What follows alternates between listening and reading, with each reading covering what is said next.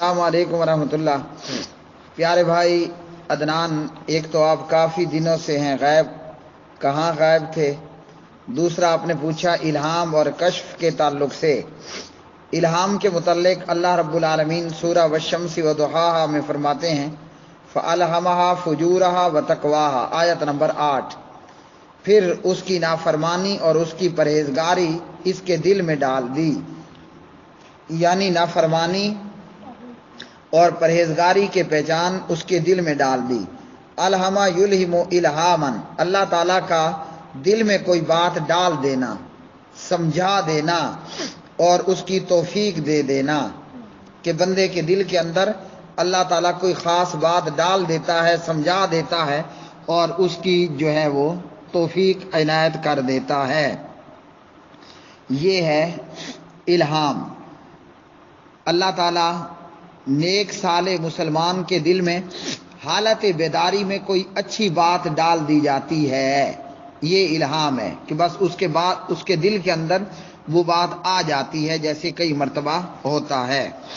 کشف اور قبروں کا کشف، کاشف یکشف کشفن کا معنی بنتا ہے کسی چیز کا کھل جانا، ظاہر ہو جانا، پردے کا ہٹ جانا، چیز کا اوپن ہو جانا۔ کشفوں قبروں کا کشف تو دراصل اہل بدعت نے، ان اہل بدعت میں بدقسمتی سے البریلویہ بھی ہے، الدیوبندیہ بھی ہے، اور عام عوام ان باتوں سے واقف ہوتی ہے علماء کی حد تک۔ البریلویہ الدیوبندیہ غیب دانی کے دعوے ثابت کرنے کے لیے، بزرگوں کے لیے، پیروں کے لیے کہ ہمارے پیر اور ہمارے بزرگ جو ہیں وہ ان کو کشف ہو جاتا ہے۔ اگر سیدھی طرح کہتے نا کہ یہ غیب جانتے ہیں تو بندہ فوراً کہتا ہو میاں غیب تو کوئی نہیں جانتا۔ انہوں نے تھوڑا سا ٹائٹل اور تھوڑا سا پینٹ تبدیل کر دیا ہے، غیب کو کشف کا نام دے دیا کہ بزرگوں کو کشف ہو جاتا ہے۔ جیسے فضائل اعمال میں زکریا صاحب نے لکھا، حضرت امام ابو حنیفہ رحمۃ اللہ علیہ، ان کے سامنے کوئی وضو کرتا نا تو وہ وضو کے پانی میں گرتے ہوئے گناہوں کو دیکھ لیتے۔ مثلا یہ بندہ چغل خور ہے، مثلا یہ بندہ جو ہے وہ زانی ہے، فلاں فلاں۔ یہ کیسے پتہ چلتا؟ ان کو کشف ہو رہا ہے۔ اور یہ فضائل اعمال دیوبندی کتاب ہے، بریلوی نہیں ہے۔ بریلویوں کی جو ہیں تو وہ اپنی جگہ پر ہیں، یہاں بڑے میاں چھوٹے میاں سبحان اللہ، ہر ایک ان دونوں میں سے ایک دوسرے سے آگے بڑھنے کی کوشش میں ہوتا ہے۔ اسی طرح قبروں کے کشف کے حوالے سے آپ کو واقعہ سنا دوں۔ ارواح ثلاثہ حکایات اولیاء، یہ جناب اشرف علی تھانوی صاحب کی تصنیف ہے۔ دیوبند کے ایک مایا ناز بہت بڑے عالم تھے، جن کی مشہور عام کتاب بہشتی زیور بھی ہے، ہر گھر کے اندر، دیوبندی گھر کے اندر موجود ہوتی ہے۔ ارواح ثلاثہ جو کہ میرے پیچھے میری ٹیبل پر موجود ہے۔ اشرف علی تھانوی لکھتے ہیں ایک بزرگ خواجہ بختیار الدین کاکی کے دربار پر گئے، خواجہ بختیار الدین کاکی کے دربار پر گئے، وہاں جا کر مراقبہ کیا۔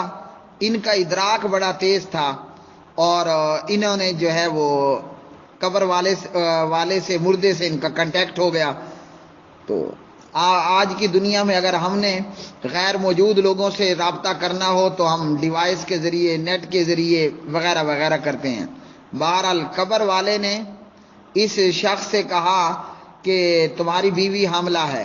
یہ اب سارا مراقبہ اور کشف اور غیب کے معاملات ہو رہے ہیں، اور اس کے پیٹ میں لڑکا ہے، اور وہ قطب الاقطاب، ولیوں کا بھی ولی اللہ ہے۔ عدنان بھائی آپ جانتے ہوں گے کہ ڈی آئی خان میں زنانہ ہاسپٹل کے ساتھ اعجاز الٹرا ساؤنڈ والے بھی ہیں، بے شمار لوگ جاتے ہیں، اور کئی دفعہ جانا ہوا تو وہ مختلف ان کے کام ہیں۔ اعجاز الٹرا ساؤنڈ والا خواتین کا الٹرا ساؤنڈ بھی کرتا ہے، الٹرا ساؤنڈ کرنے پر وہ بتلاتا ہے کہ حمل ہے اور اتنی مدت کا حمل ہے، اتنے ہفتوں کا عمل ہے وغیرہ وغیرہ۔ یہی کام دیوبندیوں کا مردہ کر رہا ہے، بلکہ اعجاز الٹرا ساؤنڈ والے سے کئی ہاتھ آگے ہے، ابھی لڑکا یہ دعویٰ وہ نہیں کر سکتا، کرتا ہے تو چوک بھی جاتے ہیں۔ تو اعجاز الٹرا ساؤنڈ والا یہ بھی دعویٰ نہیں کر سکتا کہ پیٹ میں موجود بچہ مسجد کا امام بنے گا یا سینما کا پہرے دار بنے گا، ڈی آئی خان میں کیبل نیٹ ورک چلائے گا یا مسجد کا خطیب ہوگا۔ دیوبندی مردے نے یہ بھی بتا دیا کہ ولیوں کا ولی ہوگا۔ یہ گھر آئے اور بھول گئے بیگم کو بتانا۔ کئی دن کے بعد کا واقعہ ہے کہ بیگم ان کی نماز پڑھتے ہوئے ہاتھ اٹھا کر دعا مانگ رہی تھی نماز کے بعد کہ ایک دم چیخ ماری، وئی اماں! پوچھا کیا ہوا؟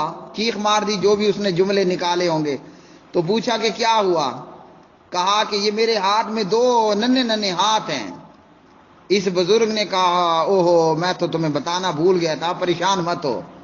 خواجہ بختیار الدین کی قبر پر گیا تھا، اس نے بتایا تھا تیری بیوی حاملہ ہے، پیٹ میں لڑکا ہے اور ہے بھی ولیوں کا ولی، تو یہ وہ ہے اللہ والی، پریشان مت ہو۔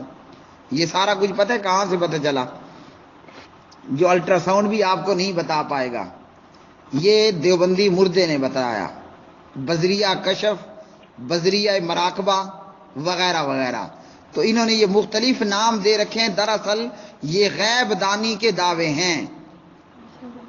اور الیاس قادری، اس کا بھی ساتھ میں سن لیجئے، مدنی چینل والے، چھوٹے بھائی بنیں گے دیوبندیوں کے یا بڑے بھائی بنیں گے، جو بھی بنتا ہو۔